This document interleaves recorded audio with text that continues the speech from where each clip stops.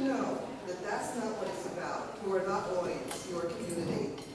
And the long table is a space for you. There are invited participants, and what they're doing basically is holding the space around this long table for the community to discuss a question of concern to the community. The long table is a procedure for community discussion that was devised by theater artist, lesbian theater artist named Lois Weaver. She fell in love with certain scenes from the film called Antonia's Line, where there was a family that had a long table outdoors, and they would welcome anyone from their family as well as from the community, from the neighborhood, to come and sit at that table. They had all kinds of characters at that table. So the point of what she came up with was that it was a way for a community to get together informally, in a non-hierarchical way, in an equitable way, in a welcoming way, to hold space for that kind of talk amongst ourselves. So that's what we're doing. So even though you see us up here, we are not a panel of experts. There will be no Q&A. The space is available also for you, and you know we should have some more chairs around here. Well, we were told to move, so can I just say, I don't mean to interrupt you, but we were supposed to be sitting around and we were moved this way. So I just wanted to say that we did not segregate ourselves, we were segregated. So I'm calling out now, and if we could maybe take a minute to rearrange ourselves the way that we should be, because that's what I was coming into the space to do myself. You know what? Here's what's going to happen. I don't want you to take the time to move now. But I just want you to know that there will be additional chairs put up here whenever you feel that you have a question, a remark, a story to tell, an issue to discuss. Please come and take a seat at the table. So this is how it works. Again, we invited some people to hold the space to model how we do this thing called a long table, right? And each person will introduce themselves same way as I did. Name, pronouns, and how, in a very brief form, how you want to introduce yourself. The first time that you speak. So, and I have just a short remark to make before we get into that. There will be additional chairs here. When you feel you want to come and sit and engage with us, please come and do. If you find that there are no seats available, you can tap someone on the shoulder. That person will, generally speaking, nicely yield to you. Please hope that would happen. You can come and go as you please. You know, and indeed, if you feel that you know something has come up, you need to leave in general and not come back, that's fine too. You know, it's really open. And I think that's basically what I need to tell you. And as I said, folks will introduce themselves as they speak for the first time. When I do this, usually I allot maybe about 10 to 15 minutes at the very end so that we can have a quick go around and have an announcement to make to the community. There's a lot of us in here. We may not be able to get to it, or we may get to some of it, and you know, a handful of you can do that, and the rest of you, I'm sorry, but we need to get out of the space for the next event. I think there is another event after this. Okay, so what I want to say about decolonization, the blurb was read to you already, but I want to just throw out this idea of the body as ground zero for colonization and the devastating effects of colonization down through the ages. Dance, of course, is an art form of the body, so in a sense it is centrally affected by all the things that we have been affected by as bodies. But on the upside, it is also the site of resistance, the site of potential change, and the site of healing. So as we discuss this issue today, maybe bear in mind not only what colonization has done to us as bodies and as dance artists, those of us who are dance artists and not dance artists, but also what the body has to fight back and and what the body has to show models of difference and possibility. And, you know, specific things perhaps that you engage with, strategies that you have in your personal life, in your life in the world, in your career, in your creative work, around resisting and transforming the effects of colonization. Okay? So now I open it up to our guests to begin our conversation. And as I said, at any point, come forward, join the group. Another share. Are we diving right in, Ava? Yes? We're diving right in? Yes, we're diving. All right. Hi, everyone. I'm Ayabelle. So, pronouns she, her. I'm a tap dancer, choreographer, writer, Tesla lover. And, yes, really young here. I just want to say something about that, because I love what you said about the site of resistance in the body. Because I feel I'm going to selfishly speak from my tap dancing point of view. I feel like we're an art form that has very often been pushed to the side in dance spaces in particular, and regular rehearsal spaces, not only dance spaces, but just theater spaces in general. We used to have phasals, which was, I don't know, does everybody know phasals? If you don't know what it was, this awesome space, rickety, awesome, beautiful studio on 47th and 8th. And it was like $8 an hour, and a lot of progressive dancers would go there to just practice. There was no yoga class next door that you were, there was no acting class, there were no agents that you were like, trying to look good for in between, waiting for your space. And that space has since been torn down, and it is now a hotel, if I'm not mistaken. But just to go back to the site of resistance, I feel like my art form, which I believe is, well, it is an American art form. It is, for me, I'll go as far as to say it is an African American art form. Yeah. And I have found that lately, through commercial dance and actually through dance here in New York City, it has become very, a lot of the dancers I see are white, are not black, they're not of color at all. And I had a really strong reaction to that, and I don't want to take up too much time for this opening, but I do want to say that I was so aware of it, and it was so upsetting to me, and I thought, what can I do? And so Gia Corliss had asked me to do a speaking in dance Instagram clip, and I said to Tori on my right, she's right here, I said, I want to I'm going to wear cornrows, and I'm wearing this shirt that says, I am my ancestors' wildest dreams, specifically as an act of resistance to be, in the New York Times space. And so it was just my choice of outfit and my choice of hairdo in that moment. But I thought that even those two slight things were my small act of resistance.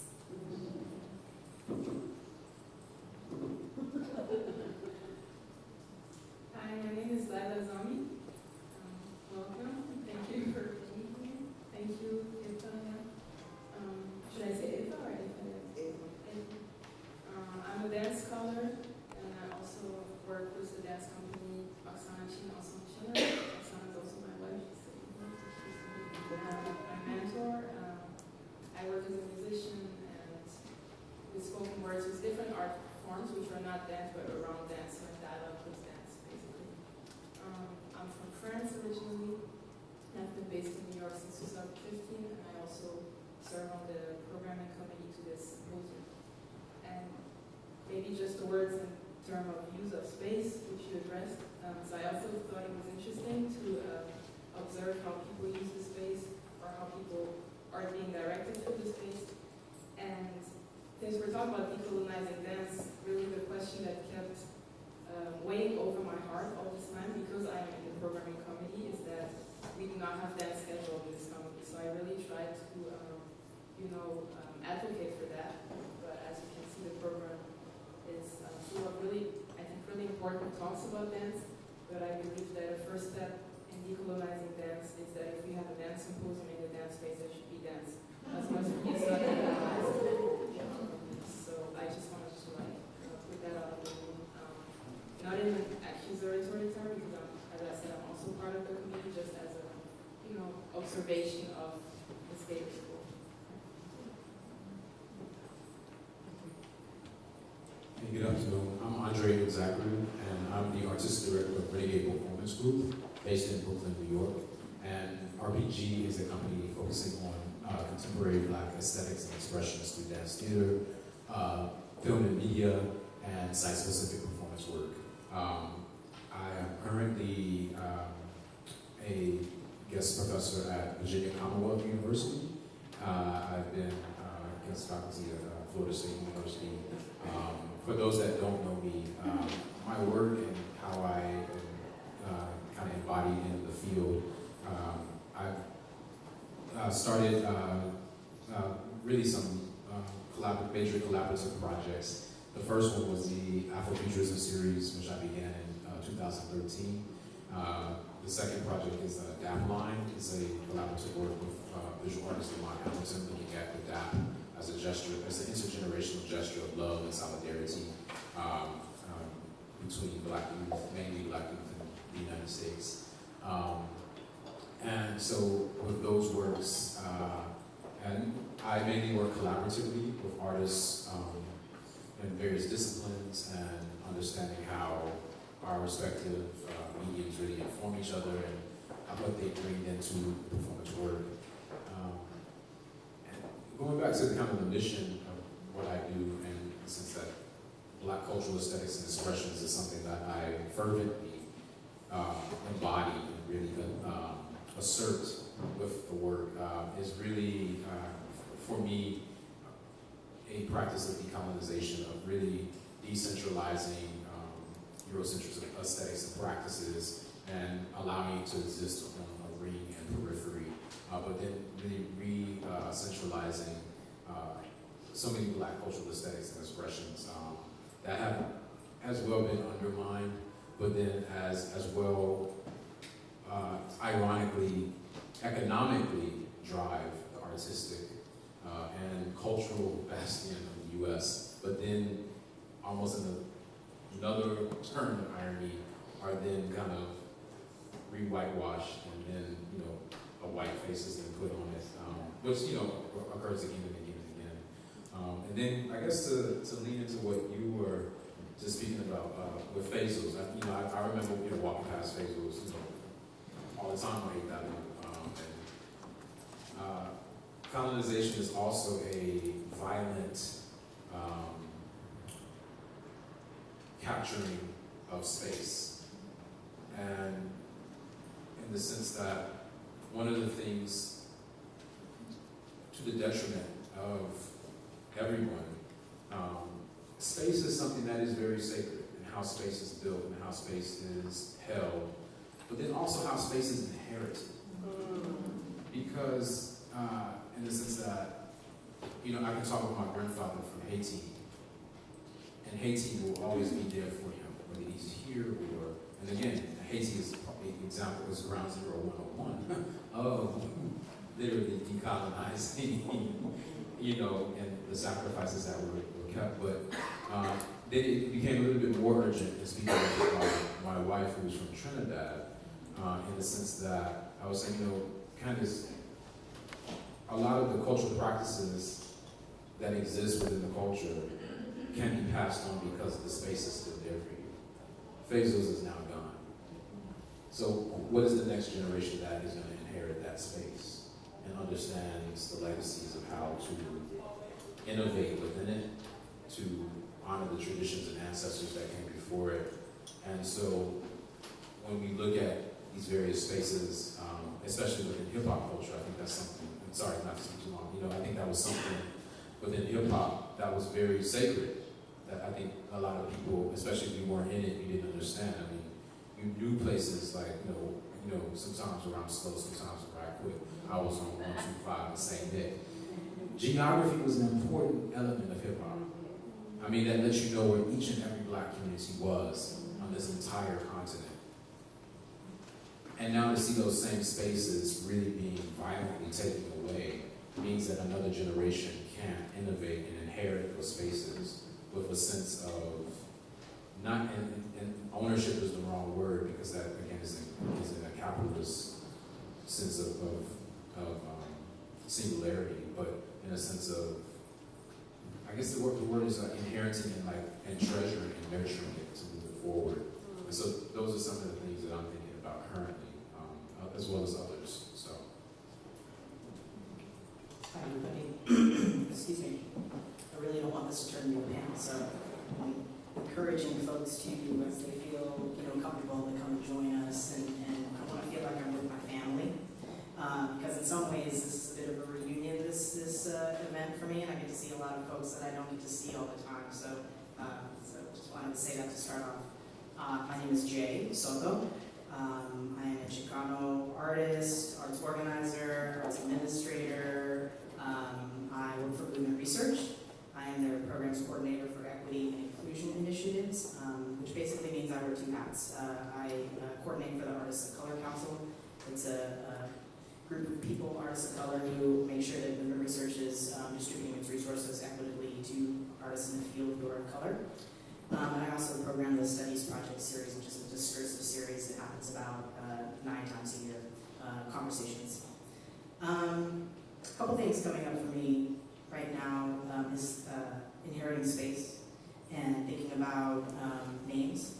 And I'm, like I said, I'm Chicano, so I come from my pronouns. I should say that. My pronouns are he, him, and his. And I come from the Southwest. I'm new to New York. I've been here for about 3.5 years, but it still feels new. But thinking about the history of the Southwest and how much of that part of the country has been renamed, how street names get replaced, how spaces get, and it's always a little bit close to the original name, but different, like a little bit more white.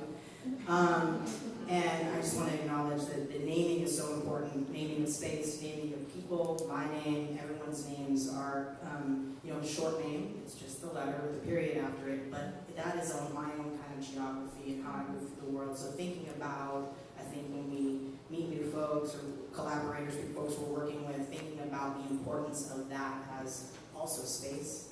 And then I also wanted to talk about the needy body. And I'm thinking of myself here, but the needs that our bodies have to survive, to thrive, to fight back. And I see a lot of folks in my world running on fumes or sort of running very, performing constantly, in every manner of the word. And I kind of just want to say, think about what the body needs, the hungry body, and how do we maintain ourselves and continuously feed whatever, what our body in our worlds. I want to queer that too, think about what that means in the queer body and what the queer body needs. So, thank you. I want to bring up the issue of the ways in which colonization around dance is actually a barrier to getting here.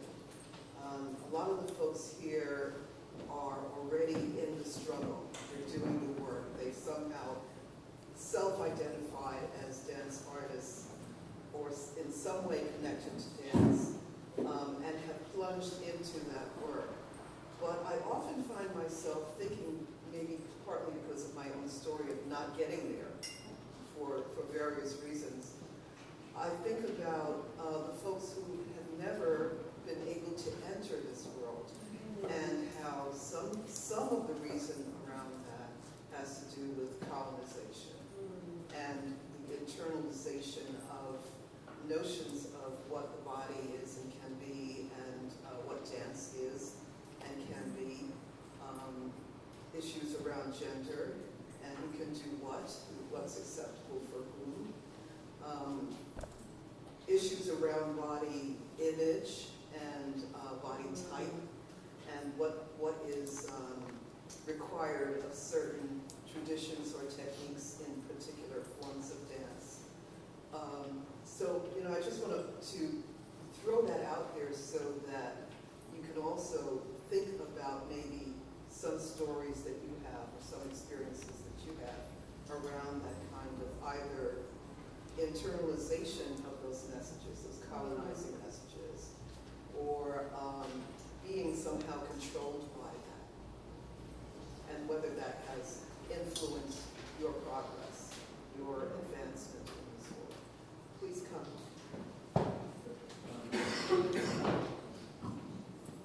Hi, my name is Jeffrey Bullock. As I'm sitting here, I'm just having challenges trying to separate what constitutes this idea of colonization. Because I'm thinking about white supremacy, I'm thinking about whiteness, I'm thinking about power structures, I'm thinking about economics, I'm thinking about Christianity in the United States. So I'm a little, not confused, but confused about what we're talking about.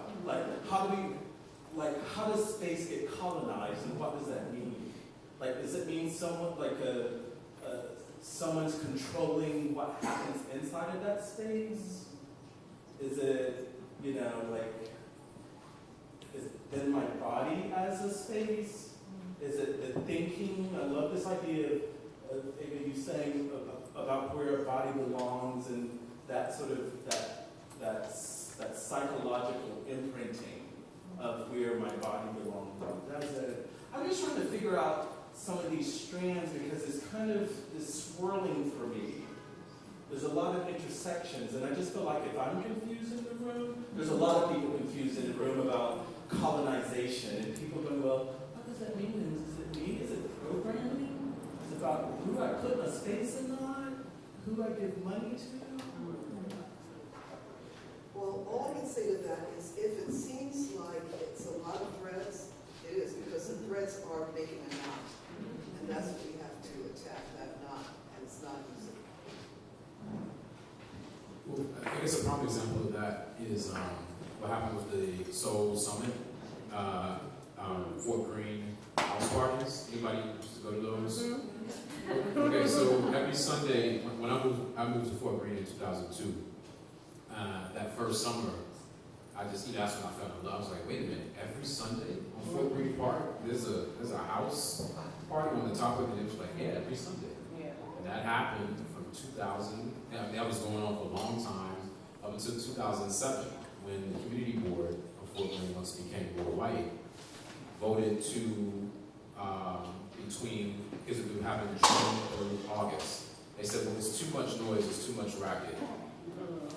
We need to cut it down.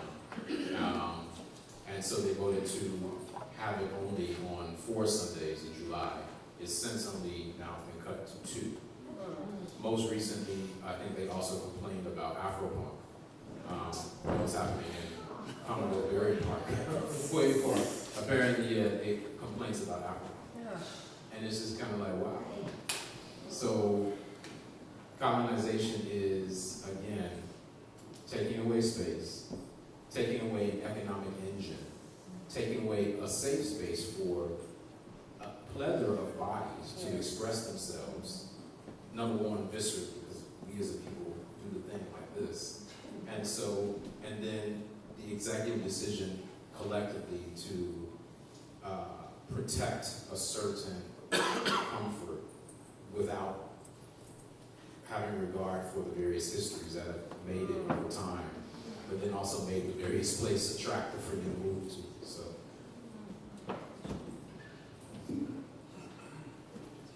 Oh, okay. From now. Okay, sorry I'm late. George Lino Sanchez, he, him, his. And at the risk of getting it all wrong, I'm totally wide awake in my confusion. And so I want to just refer back. What's your name again? Jeffrey, thank you for just putting it out there right away. So when I got this from Eva, how has colonization manifested in dance training, making, presenting, critiquing, documenting, and theorizing? I latched onto that right away. First of all, I was very thankful that she invited me. I feel really honored to be here in the room with everyone. The sort of hook for me was recently in the work that I'm involved with is really focusing on settler colonialism in talking about colonization, I think it's an acknowledgement that we're living in a republic that colonized this land, and acknowledging who was basically not erased, because indigenous nations are here throughout the country, and there's a misperception that the genocide knocked them all out, and that's not true at all. But in terms of the making of this country, in the naming of this country, I mean, I've just been working in these workshops. I was in Indiana. I asked everybody in the room, so what does Indiana mean? Nobody knew it means land of the Indians. I was in Connecticut. Anybody know what Connecticut means? It's an Algonquin word that means the long river or the long tidal wave. In New York, right now where we are, this is land that was nothing but indigenous people. So just, what's that? The Naka, yes. The Naka and other groups as well, but the Naka Muslim. And so, in my confusion, in my unlearning of what I learned and trying to learn again, this has become a real focal point. And so, in my work, as little as I can, to talk about the historical trauma around this colonization that we don't really acknowledge. And right now, presently, because I'm very involved in doing a lot of work in setting up healing and grieving spaces to acknowledge historical trauma around gun violence, and what's going on in this country, that this is not circumstantial, it's not an accident, it's been like this from the beginning. And so I would like to share with everyone the name of Roxanne Dunbar Ortiz. She's a Native American historian who wrote a book, The Indigenous People's History of the United States, and she just came out with a book this year, in January, called Loaded, a Native American perspective on the Second Amendment. And so for me, anything that I can do from my experience, because my family's from South America, I know we have indigenous roots, but it was kept away from me because we're in denial in Latin America about the indigenous cultures and the history, and it's pervasive in Latin America. My family's from Ecuador. I know it's either Valdivia or Huancavilca cultures that my family has roots in, that I didn't do the 23andMe yet, but I'm on my way. If anybody wants to help donate. Hey, no, I'm just kidding. Oh shit, it's a lot of money. Anyways, I want to know who I am. I can wait. But nevertheless, I really thank you for putting this on the table, literally and figuratively, because there's so much that we can learn from each other, and just that kind of acknowledgement. I'm not even touching on the things of presenting, I'm not even getting there right now, but that's been my inroad, just to open it up.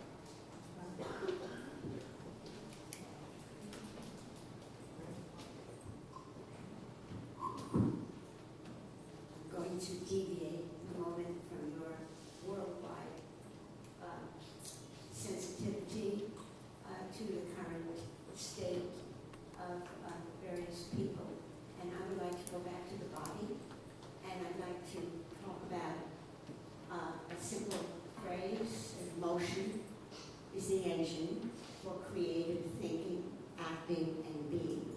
It has no race, nothing attached to it.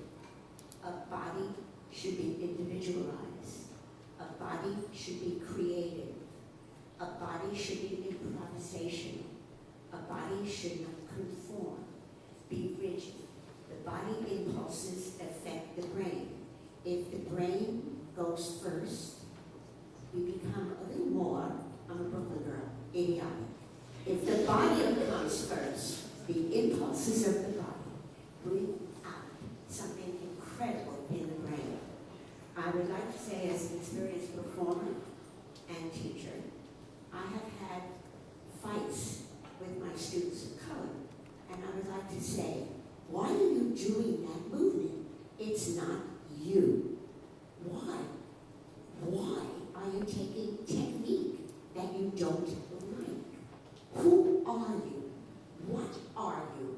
Where is your body? And how does your brain relate to it? How do you fight conformity? Individuality, the conformity of the individual. Fight it. Because every person is artistic. Every child is artistic. It has nothing to do with the color. It has to do with life and the source. Therefore, I encourage everyone, never lose the impulse that's inherent in your body. The mention of the American Indian is very important. I mentioned it here because they have not lost the vibration in their dances and in their life. no matter what kind of difficulty they are in, have been in. So, motion is the engine, it has no code, for creative thinking, acting, and being. And that is a mantra for life.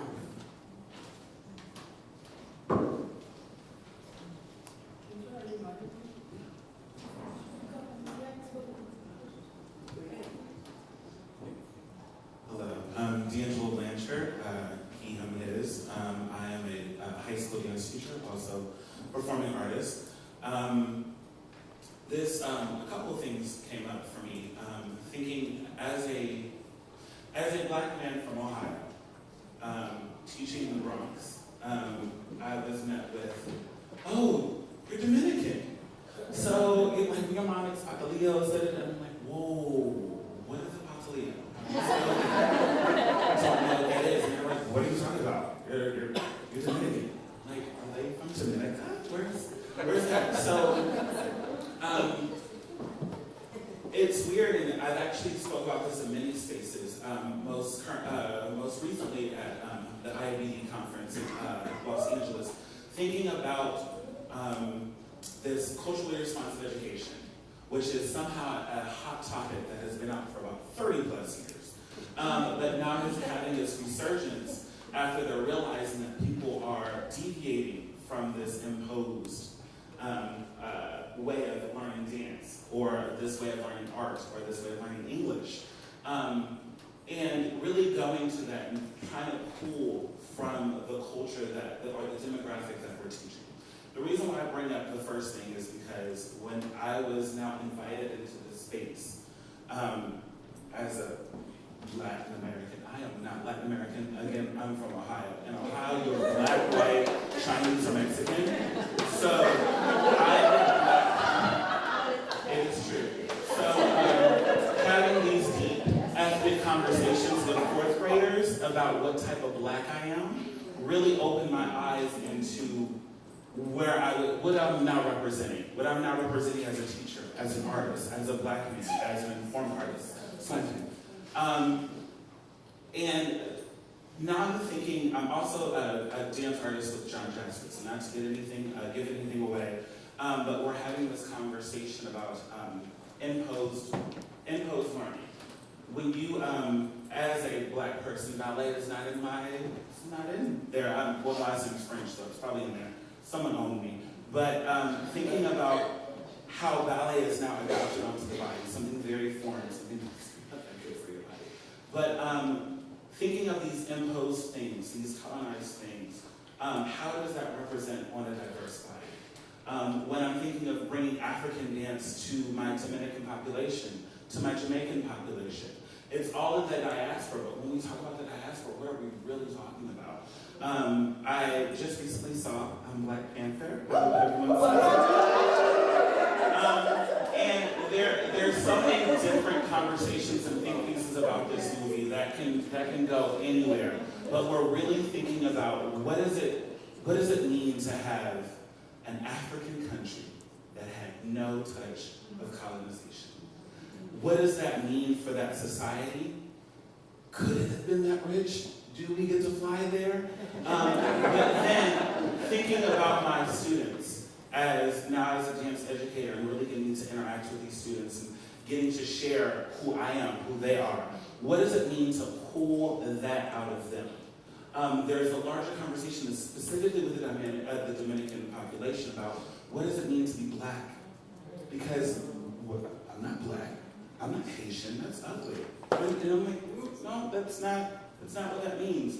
So really thinking about what is that colonial mindset done Pan-Africanly, diasporically. As an educator, am I spewing the same type of white supremacy that I was learned as a child to now this younger generation? And what does that really mean? How do I call it from my students? So I'm saying a whole bunch of things to really say that as an educator or as an elder, because I see a lot of them in the room right now, what are we doing as this already learned body, this already experienced body? What are we starting to get from our students, from our population, from the people we serve? Are we really radicalizing their thoughts? Are Or are we thinking about the same things that we were taught and starting to put it back on now? Because now is our chance as these people who are leaders, be it an artist director, a founder, an author who I absolutely love. What does it mean when you really put those words out there, those actions out there? Are you starting to decolonize the mind? Are you starting to, are you even thinking about yourself? Are you adapting this sort of knowledge that you have and really saying, that's not right? How do I change that about me? How do I make sure that that is not the same thing I'm doing to this younger generation? And the problem is now that we have all these ideas, we have all these tools, we have all this writing. But when we think about how we actually disseminate the information, something gets lost. Something gets lost in translation because now when we look to our elders, they're doing the same thing that we are as what we're trying to teach our students. So I think sometimes it gets a little lost when we think about what does it mean to really decolonize something because no one really knows. But what Condons know, they never had to experience it. But now we're getting into this place where we're like, well, what does that mean? Is it only space? Is it only funding? Is it only training? And if it's everything, how can I as one person really impact all of those different things to really create that change? So I think selfishly, I would want to know where do I fit into that puzzle?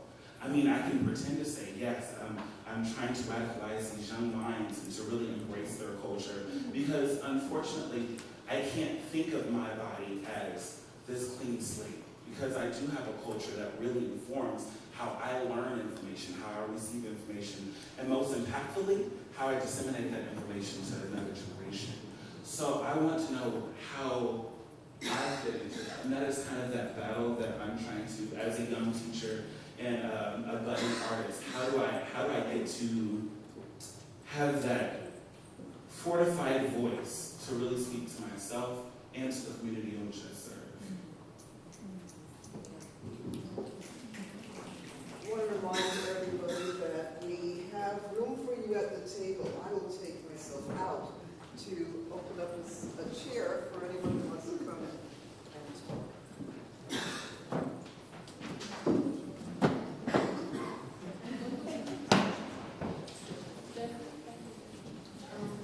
Thank you everyone for giving me a lot to think about. I just thinking about the question that you raised in the room, what colonization is, or you mentioned, white supremacy, race, and Christianity.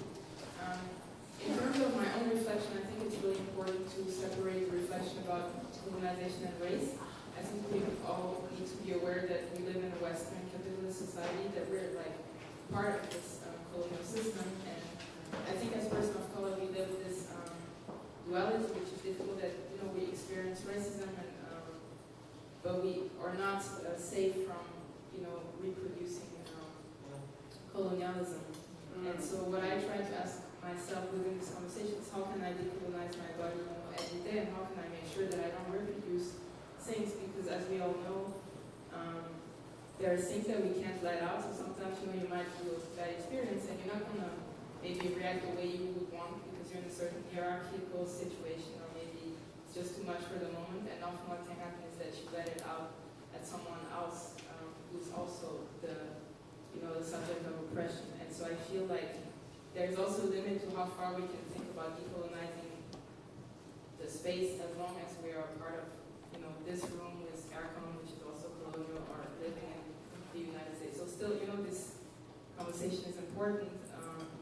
And in terms of DNA, because somebody mentioned DNA in the room, so when I hear DNA, I wish we could find, maybe people have other suggestions for the acronym, like something that's a dance navigation art or something. Like, I want to hear DNA and hear something else than the test. I'm really worried about hearing so many people taking DNA tests. I grew up in Germany. My background is Jewish and Afro-Indian Caribbean. I know other stories about in which context DNA tests have been taken.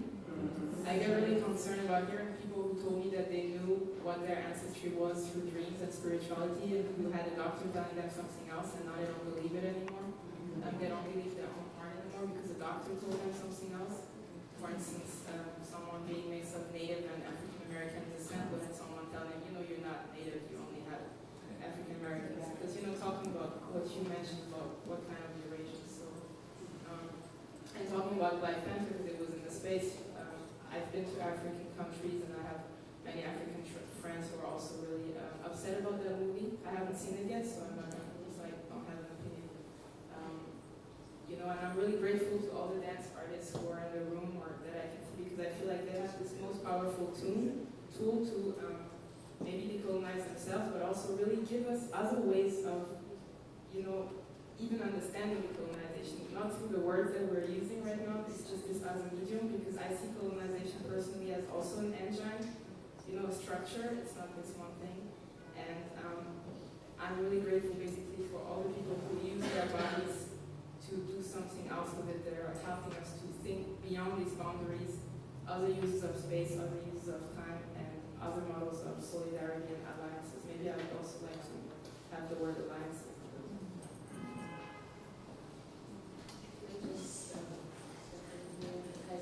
I'm so invigorated by this conversation right now. Actually, I have a lot of things to say, but I'll put it to one thing. My name is Kaisha Johnson. I'm the Colonials. So what I want to offer to the space right now is a way of kind of understanding, facilitating this understanding around what decolonization actually means. And it basically means this decentering whiteness. That's what it is. And the ways that it manifests and how we go about doing that can be myriad. But essentially it means putting different perspectives, making sure that other points of view and specifically other ways of being is not informed by Western Europe. That's basically what it means. And so we think about all the ways in which it can manifest, but if we keep that at the center, decolonization means decentering whiteness. Then we wouldn't be here in a room, a dance symposium room where there's not dance performance happening, because we think this colonized way of thinking is like there's a talk and then there's a performance, right? No, but that's not how it works, not in my world anyway. So just off of that. What I want to talk about in this decentralizing whiteness is the difficult aspect when it comes to acknowledging identity as a Mexican American who is aware of the historic and social aspects of my identity. It is difficult to decentralize something that at the end that is also part of who I am. So it is so interesting to just leave that conflict on the side, because we're speaking about also decolonizing an identity. I speak Spanish because my ancestors were colonized. That is the language that I learned. And the dances that I learned, I might have been colonized, and I might have discovered my European ancestry later in life, because however it unfolds, but all of these conflicts of who I am and who I belong to and who's part of who I am is also part of this conversation. And it's so interesting to also know that when we're speaking about decolonizing, we might also be speaking about decolonizing the soul and the identity of who we are. And I guess also going in depth into just diving in and unfolding the layers of this colonization is also important in the conversation, because at the end, who I am right now and who a lot of us are, we're layers of so many happenings and so many historical events that we are not, responsible for. It could be, that what we're responsible for from now on, of course, it is part of the conversation, and that this is why this is so important to talk about.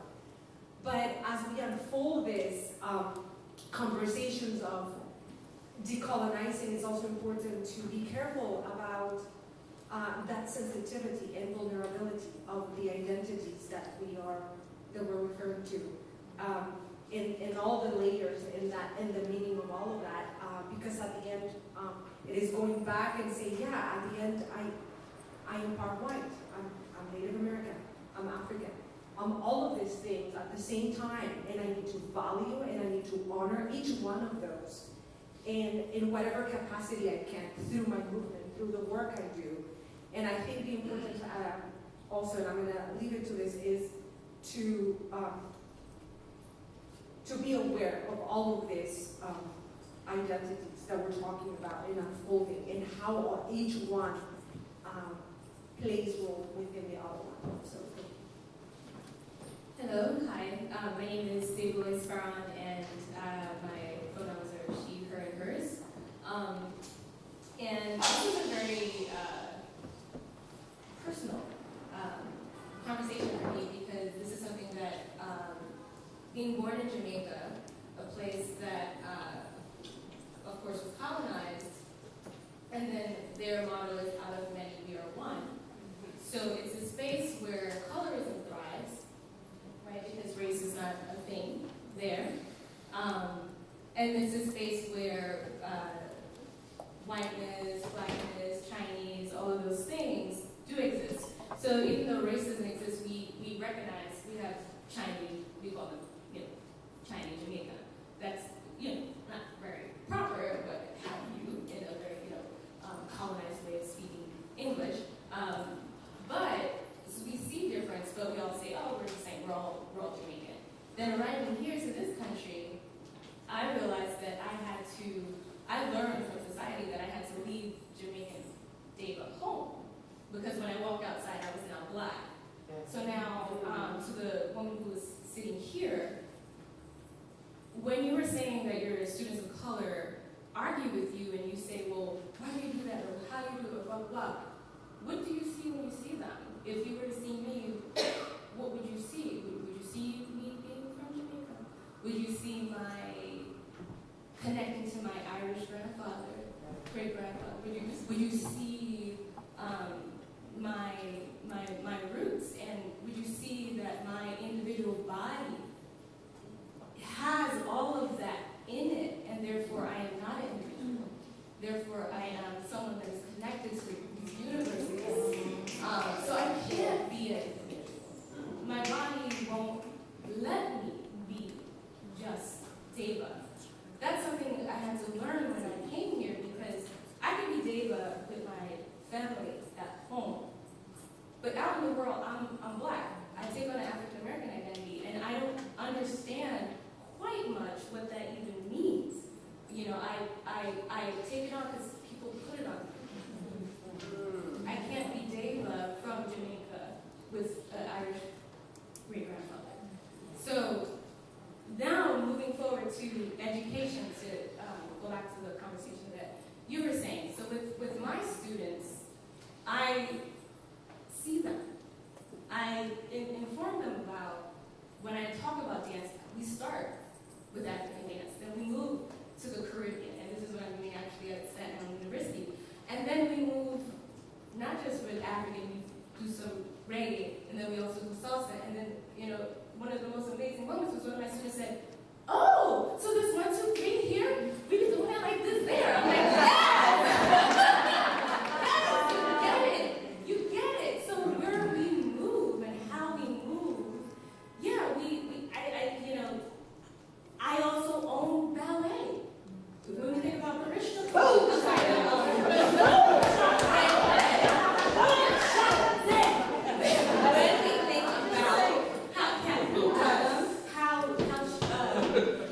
the New York City Ballet, they weren't, the way ballet was developed in this country, if it weren't for people who look like me, it wouldn't be the ballet that we know today. And it is mine.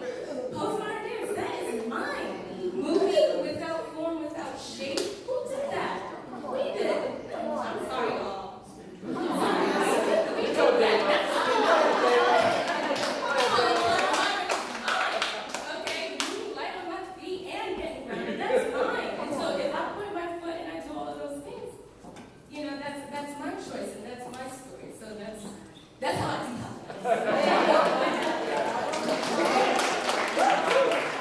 I just have to add that David has said pretty much what I would have said too, in reference to the layers, bringing it back to dance training and back to the body, back to dance, is that a lot of dancers pretty much started off with things like ballet, and they can think back to those early teachers and they honor those teachers. So there's something in the makeup of a person that is complicated. And all of those pieces make the person who that person is today, and the artist who that person is. And, you know, whether you make a veering away from a particular tradition towards something else, you create your own, whatever, the point is that it's in you. And if it's in you, maybe it's a tool you can use. Just as you said, you do it and you do it in your own particular way, and it comes out with your flavor. So, yeah. My name is Denise, IABD, and I'm just me. I wanted to respond to the young woman here earlier, and you did. One other thing I wanted to say is that I carry an organization that has a lot of blood memory. And that's a difficult thing, because blood memory is just that. It's rooted, it's internal, and so when you talk about decolonization, it's like, you know, this is in me. It's in me. So no matter how much you try to move away from what is in you, it's there, and you want respect. You want it to be honored. You want it to be just who it is. And so I think we also have to bring that and put that out there for people to understand that it is internal. It is who you are, period. And we cannot get away from that. People, just period. People in general. You carry that with you. And just a few weeks ago, we had our conference and festival in Los Angeles. And, you know, one of my board members said to me, Denise, you carry this blood memory of the organization. And I said, yes, I do. Yes, I do. It's something that I agreed to do. It's something that's within me that I know that I carry. But then I have to also figure out how to transfer all of this language and information so that it's passed down for legacies and for people beyond me, past me, to continue. So that's something that I also wanted to just raise in the room, that's something that we need to uphold and also acknowledge, particularly around people of color in this discussion around decolonization.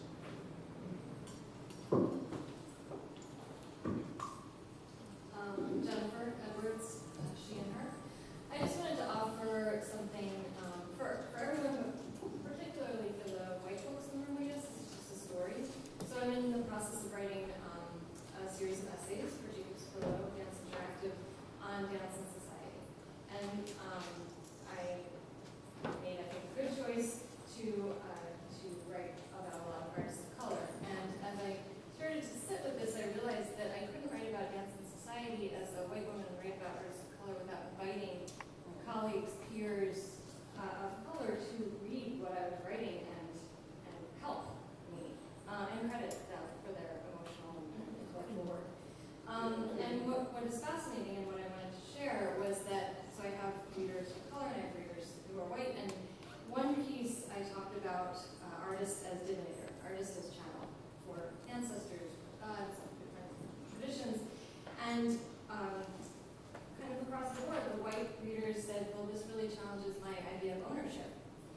And my artists of color said, I don't know why, because I said in the piece that I feel that this is slipping. We no longer see artists this way. And my artist friends and colleagues of color said, that's not my experience. And so just in one kind of sentence, you have this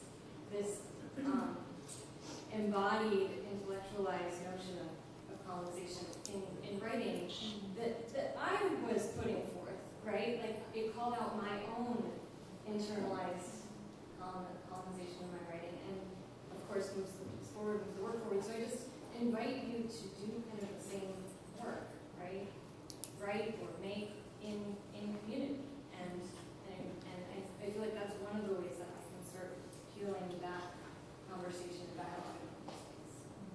I just want to add a little bit more to that too, because while, you know, I have read your piece, but I know it's great.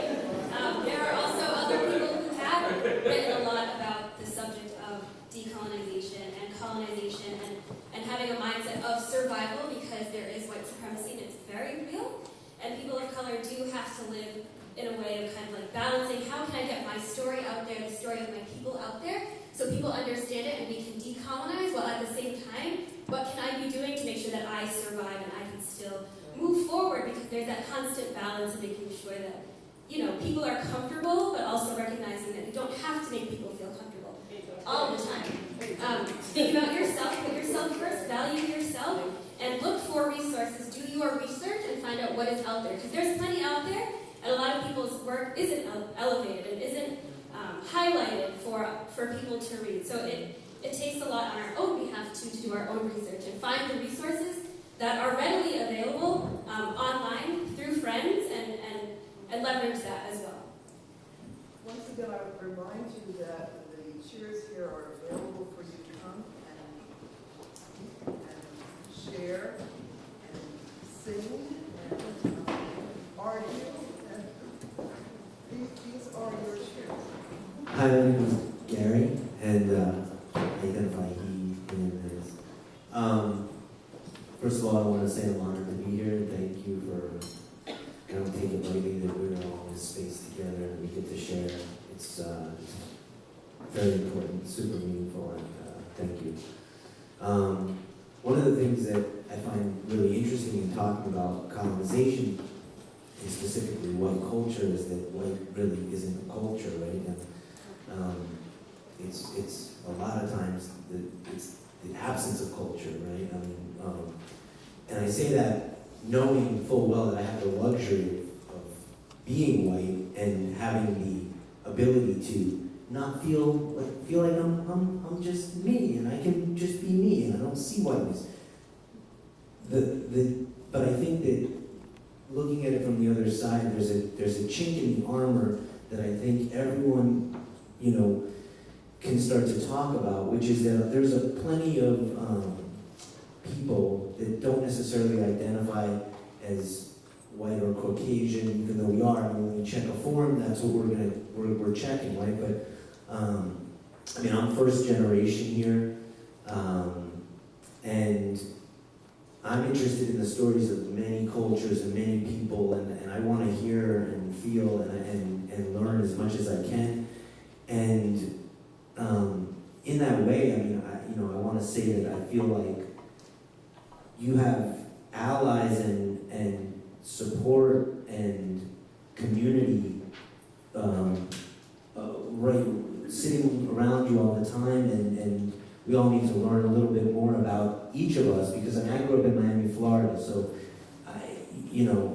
I like a lot of the islanders that have been talking, like I found New York to be super weird and segregated and odd, because I grew up around mostly like people. I knew the difference between someone who was Asian, Dominican, and I understood all these different realms that existed for people and what they identified with. And I guess I'm not trying to say that I'm more sensitive than anyone else. It's just that being up here, it definitely was a culture shock for me, and knowing that there's, when we talk about ownership of spaces and the way things are, there's a lot of economic disenfranchisement here in New York in particular, as to spaces getting pulled away from people.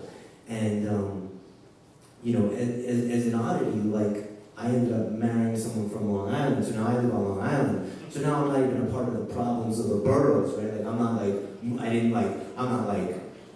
I lived in every borough, but now I'm like, I'm out there, and yet I have these problems now because, like, I have to raise a kid. He has no culture. I have to teach him, I came back from my ABD, and I was like, we have work to do. Like, me and my son have work to do. And, but that's, I want to say that colonization and decolonization is something that it can look really, it must look really imposing and really big, but it's not as big, I think, as everyone. It's not as big as it's perceived to be if we all start chipping away at it together and learning about about each other together. I know that's easy to say, so I'm just gonna leave it at that. And that makes me wonder, how does dance play into that? Because we're not talking about dance, if you notice. I don't know from what I've been hearing how dance addresses this and how dancers model the difference that we all need. What is the role of the dancer as citizen in a society that is seriously screwed up? Majorly screwed up. What is the role of the dancer? What is the role of the artist body? Can anybody speak to that? Would anybody speak to that? I'd like to. I'm Charmaine Warren, and my job for the last, I've almost said since I stopped performing, but that's not true, is to present young choreographers of color, to put them on the space, in a space, and to find a space for it to happen. And I started a dance festival in Montclair, New Jersey, and every year, I ain't said swears, but at Harlem Stage, we also make sure we get a tap as part of it. And every year, after I brought the floor, Marley, they would say, you can't tap on the floor. So last year, I had to give my husband a little extra something, but he laid a tap floor. I gotta tell you, right? One way, decentering and decolonizing. I put myself in a place where I can make a space for young people of color, because there aren't that many of them around New York. And now I'm fighting again to try to find a source for all these young choreographers who come up to me, who knows that I've been doing this for a while, because now I don't have that space. So now I'm working now to find a space. I don't want to cry. It's upsetting. To find a place for people like Ayodele and Andre to put their work out there and their work support them in that way. We need a space. Kira and Stephanie. Every time I hear of a job, I call all of them, or email all of them, or write to all of them. But the last thing I want to say, one of the things I'm working on now is editing myself, and I want to make sure there's space for everyone here, is my daughter is a chocolate ballerina. Bless her heart. But one of her teachers said to her, oh, and she has locks. One of her teachers said to her, I can make that bun tighter. No, you can't. No, you can't. You don't even know how her hair feels. You can't. So she's working on auditioning and getting into college, and we need support, and Uncle Brad is supporting her right now. Right, put your hand up. They're looking at her. So the whiteness is supporting the blackness because of the loveness. And I want to say this last thing. Being in the skin, that's how you address the conversation. Being in the skin and talking about how the Jamaican body moves in the skin and passing it on. So thank goodness for him. My 17-year-old is going to bust the stage, and everybody's going to be in the front row and going to yell. Black ballerina.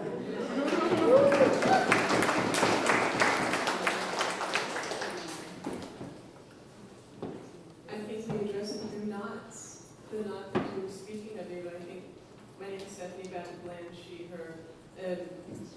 We can move through the knots, and we're actually the ones that can pull out the strings, lay them flat for people to step over or wrap themselves in. That's what I feel like we do through our physical selves. And I'm very, very affected by space in particular. And one of the ways I actively try through my work and then through my work as an educator is to remind everyone and to remind ourselves, as a broken record, I realize I am now doing, the value that we have. And the system understands one type of value, which is money. And so I like very much to remind ourselves of the individual value of our time, of ourself, and what that price tag really looks like. Because when I actually sit down and have a very regular negotiating conversation with someone, the shock that I ask for a value number. And as the moment that shock is occurring, there's also a communicative experience going on between the person, right? And it's not, I wish no ill, none of it. But I understand actually that there's also education going on there. That I have and that this number will result in the value of the product which you are investing in for your consummation needs. And if we get it on paper, and let's just be in a very lovely corporate way, then yes, sure, I can do that. And then I will come in with my nice self and show you my strengths. And I have to go to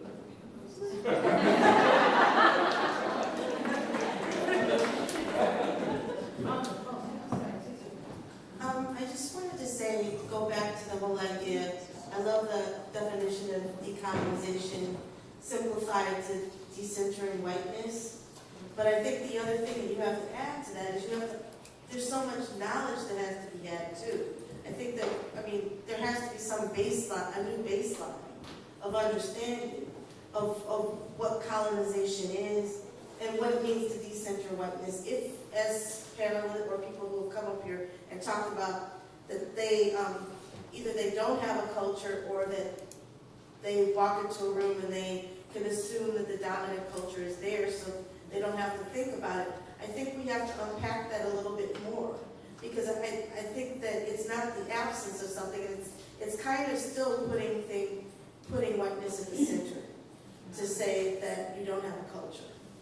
And that everyone else, it's sort of the continuation of cultural being something that is lesser than or marginal. And so I think we need to really think about that in that whole decentering. I wanted to just answer you and speak on what you said as well about writing. And I feel like one way that we can and do have power as artists and dancers is to take control of the narrative again, and if not the narrative, the overall narrative, certainly your narrative. So tap dancing has several tap dance history books out there, and almost all of them have been written by white people. As I started, I said that I believe wholeheartedly that tap dancing is an African American art form. And one of the things that really inspired me to write my own show last year was I was mentioned in the lineage. It's one of the things that I'm super proud of being in the lineage of tap history. But what really disturbed me was that the author's 2 pages on my contribution, on my presence, it ended with, she did this and then she stopped dancing for 2 years, period. And it was like the next chapter. And I thought to myself, golly, like, if I were to, God forbid, like, die tomorrow, and I don't have any of my own voice in this narrative, then this is what we know about Ayodele Cassell. Now, and I don't say that with, because I want everybody to know who I am, and it's like, my ego on the line, but I know the damage that gets done to artists, and to also us as people and our culture when our people are omitted from history. And so for me personally, one of my things that I'm super passionate about is bringing women of color, tap dancers, women of color, their names in every space that I enter. Lois Bright, Jenny Lagondis, Madison Cora Red, Alice Whitman, and the list can go on and on. But these are women that I sort of happened to discover just by, digging. I mean, they weren't out there. But yet they occupied the spaces with these men, and during the time when tap dancing was, at the top of the heyday, right? So I feel like for me to take that time to start, I am Ayodele Cassell. I was born in the Bronx. I am Black and Puerto Rican. Like, just with that, taking control of that is really, really empowering. And once again, an act of resistance to show up and say, I don't care if you find me entertaining. That is not my job in my life. That is not to entertain you, but it is to express who I am fully, culturally, and without apology. So, writing. Here you go. Hi, I'm Jasmine Gabby, graduate student. To go off of what you were saying about taking control of the narrative, for me as an artist, as a student, that's what I've been unpacking a lot of this year. So when people say oh, your first experience of dancing is in the studio, I'm like, no, I started in my community. I started on the corner of 40th and Call with my homegirls, hot. That's where I started. And then I went into the studio and learned about what my teachers thought this dance world would be. So that's in there. Then from there, being in public schooling and being from Milwaukee, Wisconsin, having what they think a dance world should be for a little black girl growing up. And then to just throw it away because of all the internalized and external things are coming onto the body to I grew up in a racially diverse area, went to racially diverse schools. In Wisconsin, it's mostly black, white, Latinx, or Hmong. So going from that to the United States Air Force, which is white men culture, was like a total shift. And having my body like really go from this I'm gonna move this thing to like this strict thing because they want you to do certain things to achieve a goal, a mission for somebody else. That takes a lot to be compressed as well. And what I have been doing as of lately is like just dusting away and figuring out like how has that I label it as trauma. Some other people may label it something else, but that trauma and that way of somebody telling you to move and be when you don't even identify with it as well, even though you signed up for it. So like for students coming into academic, you sign up to learn and take some of these classes, but like what is your voice within that to say, hey, yeah, just because I signed this paper and said I'm gonna learn and get this piece of paper from you to go into the world, what can you offer me? Like how can you give to me and mold my body to where I visualize, or what Mr. D'Angelo was saying, like how can you as my educator empower me to believe in this bigger thing of what has been shown in many books, like dance work is a box, or you're checking a box. So for me, I keep saying it's just for me because I'm being selfish, and you can take the selfishness too, but taking the time out to really sit with yourself and to pick out and see and mold and dig and research within certain areas of how have you changed? How has this changed you? And how has it changed for the better or for the worse? And then also including the evolution of life as well. Because we're ever evolving and ever changing. So thank you. Hi, I'm Norma Porter, partnering with me and publisher of Black Man's Magazine. Also, the arts administrator at a college, so all of this is mixed up. I kind of wanted to go back to what she said about decentralizing whiteness, and I think documenting was really important, but also like what Denise was talking about when we talk about decolonizing, and for me it was like I trained in ballet, I trained in modern, and like African was like something we do sometimes because it's not really foundational. And then moving into my space of traveling to an African country and really delving into my history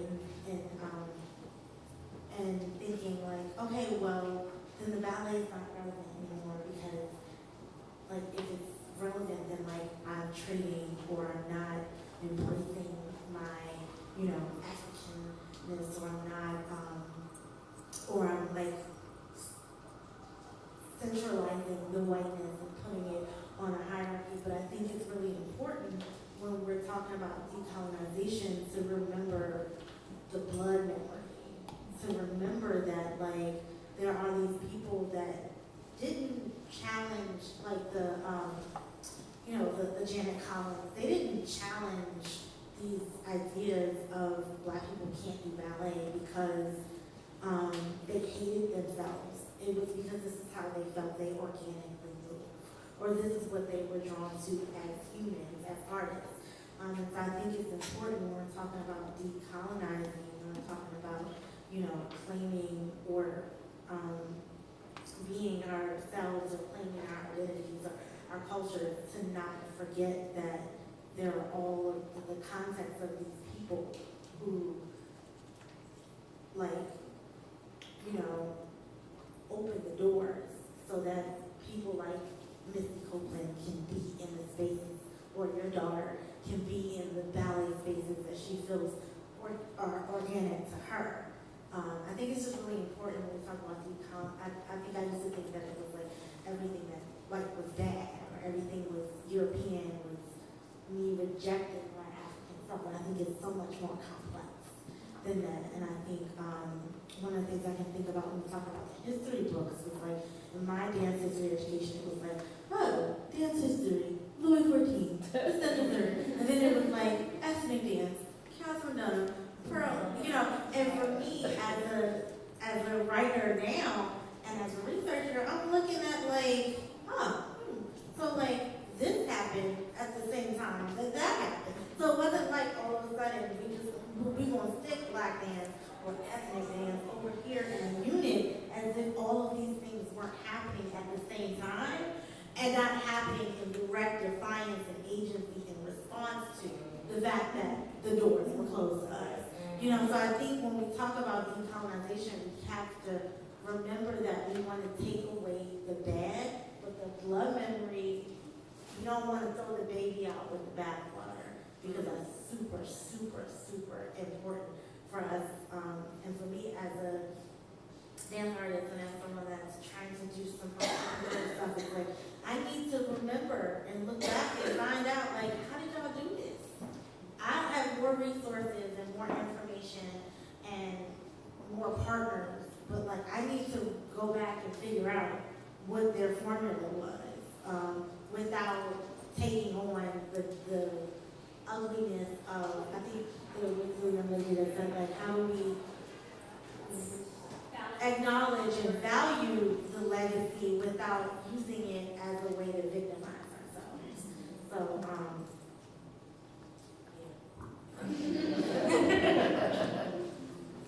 So I'll build on that and also, kind of address the question of like, what is the role of dance? How does dance respond to, this question of decolonization? My name is Jimena Martinez. I'm the director of CUBE, Center for African Diaspora Dance in Brooklyn.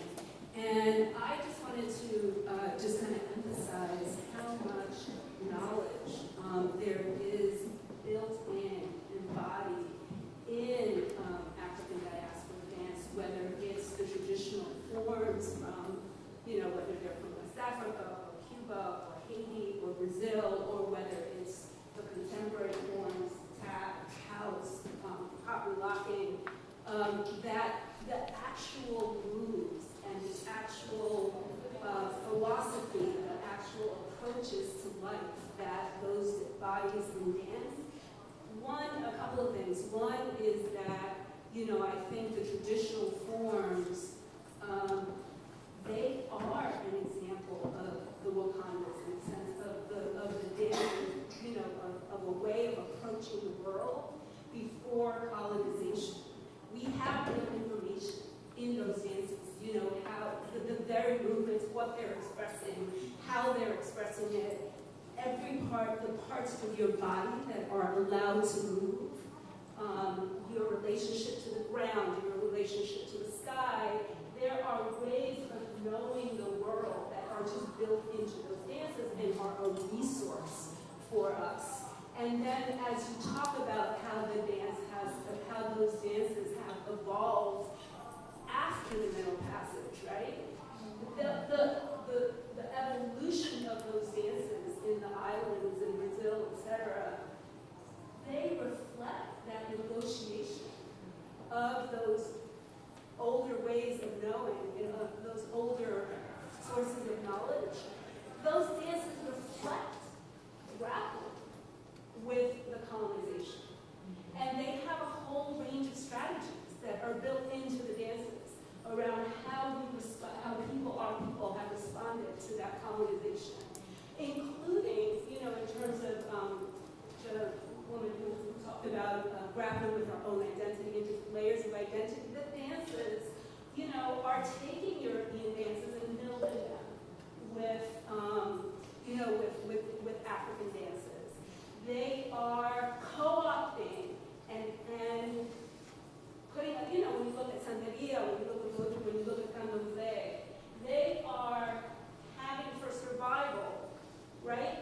are using European symbols, European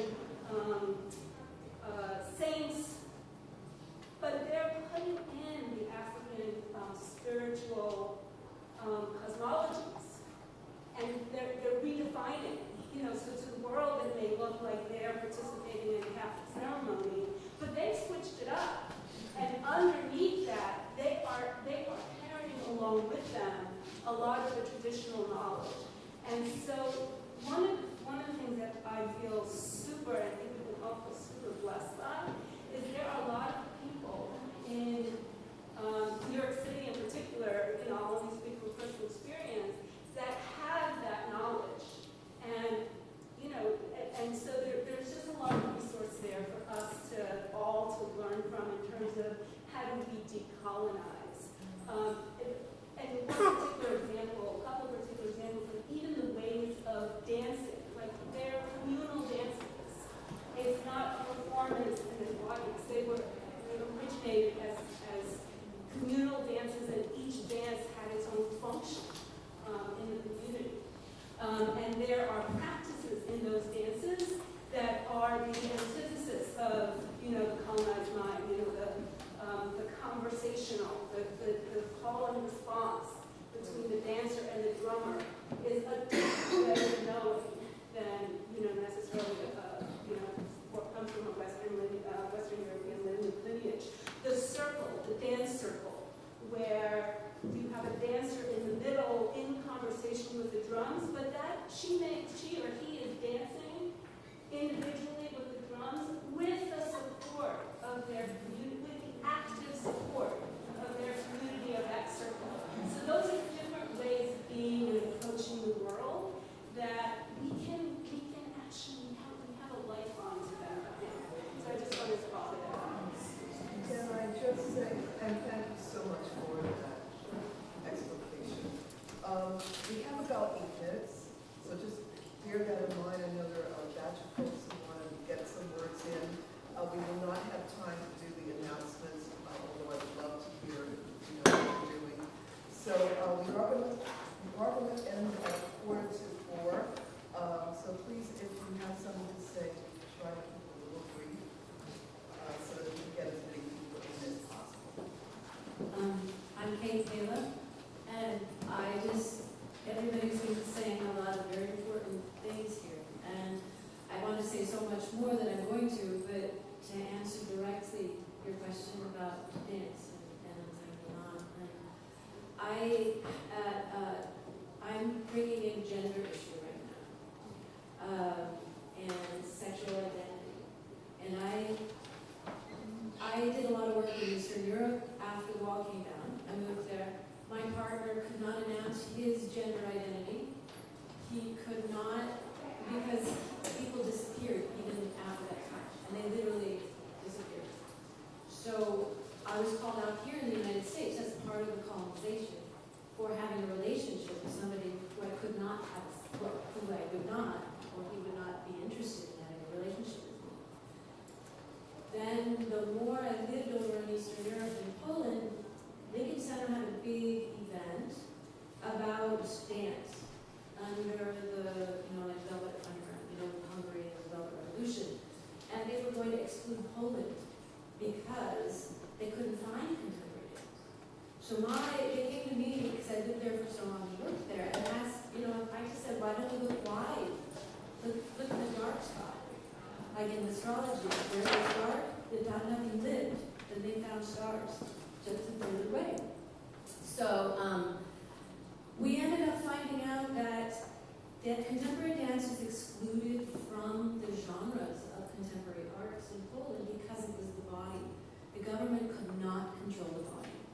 And the body spoke, and we had academics who came in and spoke. We had the dancer come here and worked and talked about it. And it was just discovered that suppression, it was the gay community that really pushed the contemporary dance in the whole genre. And that was so suppressed, they had to do it very under social realism, etc., if you know the history of the USSR. So, just to say, dance intrinsically, and I work with a lot of cultural bearers, and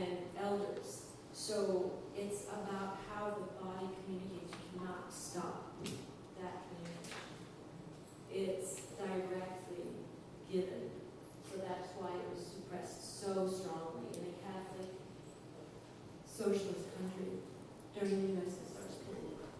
So I just wanted to say, dance is imperative. So is music, but the body will relate without us even saying a word. And that's why people are so afraid of it. I just wanted to follow up on what you said about narratives, and I really like that you brought up that word. And I wanted to mention the book that I wrote, and it's not to sell it to you because it's actually free online.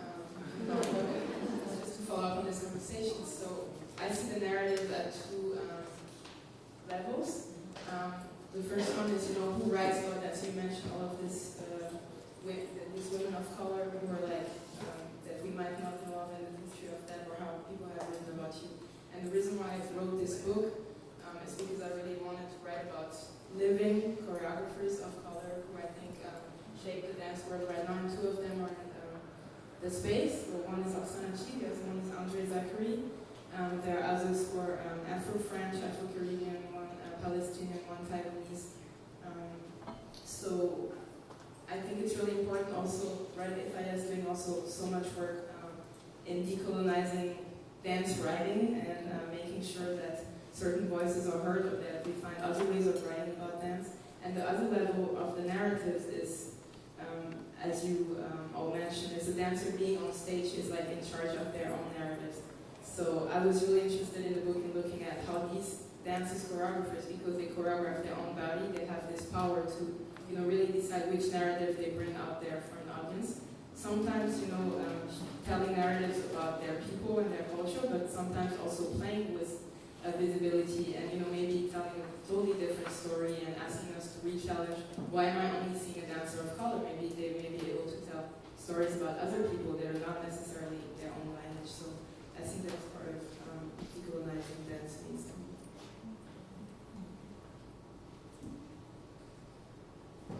Hi, I just wanted to share, going further on the role of the performer. My name is Brian Strickle Barad. I choreograph and create work with my wife under Barad Movement Philosophy, formerly Diaz Movement. And the role that we've taken on and that I feel is important for myself as a white person and as a person from the Midwest, and in learning more information about what I've been taught and what I need to relearn. I've come into contact with my family and understanding that, realizing that it's difficult to face that and it's important to face that, and how can I be, so my question is, what is the role? My role is to create a physicality, a theatricality, an experience of time that shows the vulnerability bravely to a people such as my family that have grown up believing that it's wrong to be that kind of vulnerable, to face something that you didn't necessarily choose but are entirely benefiting from. And to change that for yourself is to change your life, and you're not, and you've been taught to, I've been taught that there's nothing to change. So how do you not make somebody, how do you share that with somebody and not tell them that they have to change, but inspire them to realize that that is for the good of the world and for the good of themselves, really, to change. And I think that's the role of the performer, that's the role that we're trying to fill in when we perform and why we perform. That's great. Do you have any final words that you'd like to say? Only to thank you all for being part of this roundtable. Thank